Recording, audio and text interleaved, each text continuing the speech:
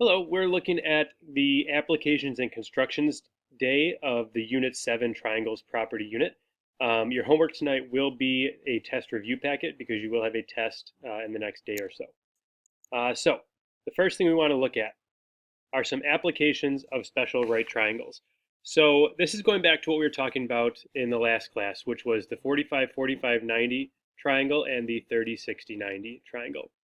So the first thing we want to do here is find the length of a diagonal of a square in simplest radical form if its perimeter is 40. So the first thing we should probably do is go ahead and draw our square with our diagonal here.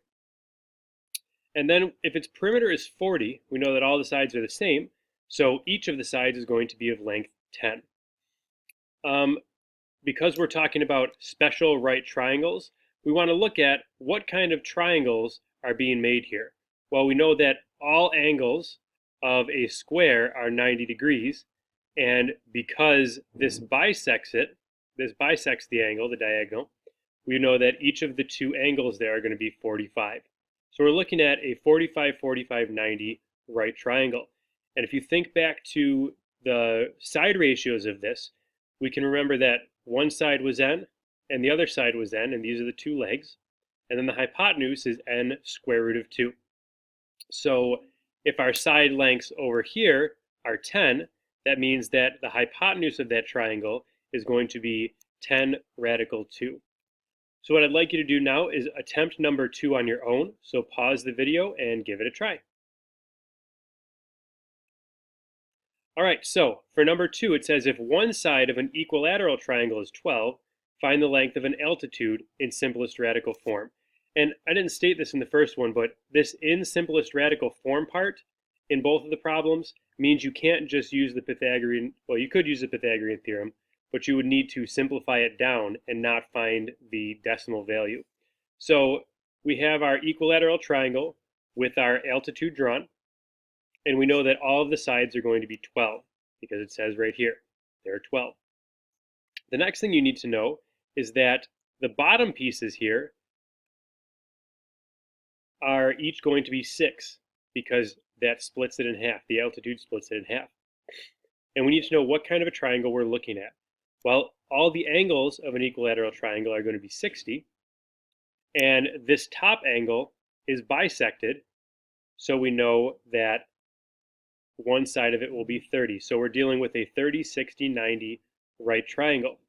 And if we think back to the side ratios for that, the shortest side is n, the hypotenuse is 2n, and the third side is n radical 3 this time.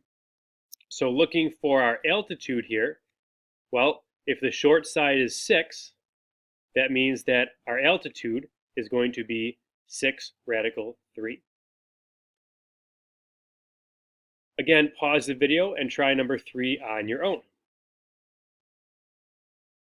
So the problem says that Claude sailed his boat due south for 38 miles, then due west for 38 miles. And I know I went in the wrong direction, but I wanted to make this a usable triangle from what you had seen in the previous days.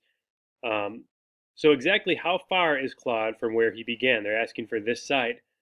Well, we need to know what kind of a triangle is this. Since west and south would be perpendicular, we know it's a 90-degree triangle, and it's isosceles, so each of the two angles there are going to be 45 and 45. So again, thinking back to our side ratios, we have n, and n squared of 2. So for this one, we will have 38 square root of 2 as our final answer. And I don't think that I typed that in here. Nope, I did. 38 square root of 2 will be our hypotenuse there. So moving on to the next thing, we're talking about constructing a 30-60-90 triangle. And there's 3 steps. The first thing you want to do is construct an equilateral triangle, which is pretty straightforward. Everyone's really good at that. Then we want to bisect one of the angles of the equilateral triangle. So do an angle bisector, and then make sure we label them at the end. So construct the 30-60-90 triangle such that one of its sides lies on line N. So the first thing we want to do is put a couple of points on our line here. So we have our 2 points down here, and down here. Then what we want to do is construct our equilateral triangle. So putting our point on one of those, we're going to go ahead and swing an arc that is the length of this. So that's going to be the base of our equilateral triangle, and swing an arc up top here. Then you're going to want to put your point on the other point and swing an arc up top again. From here, you want to connect the two sides. And now we want to do an angle bisector. And I'm going to bisect this angle up here. This is going to be what I bisect. So with my point on the top, I'm going to swing an arc of any length across there. And then without moving my compass, I'm going to put my point on one side and swing an arc out in the middle, and put my point on the other side and swing an arc out in the middle. And then connect from the tip of my triangle down through that intersection all the way to the base. And this gives us our 30, 60, 90 triangle. We know that our 90-degree angle is down here. You should label that. We know that because it's an equilateral triangle, our 60-degree angle is over here. You should label that. And the top one that is left has to be our 30-degree angle because it bisects the angle of the equilateral triangle here. So 30 degrees is here. You should label that. So for number 2 here, I'd like you to pause the video and try and construct a 30, 60, 90 triangle. Okay, so this already has our triangle drawn, so all we have to do is pick any one of the angles and bisect it. And you can do whichever one you want, it doesn't matter. So I'm going to bisect the top angle. So I'm going to put my point at the tip of the triangle, and I'm going to swing an arc out in the middle. From there, I'm going to take my point and move it to one of the side intersections and swing an arc out in the middle. I'm going to move over to the other side intersection with my point of the compass and swing an arc out in the middle. And then again, I'm going to connect from the tip of my triangle through that intersection down to the base.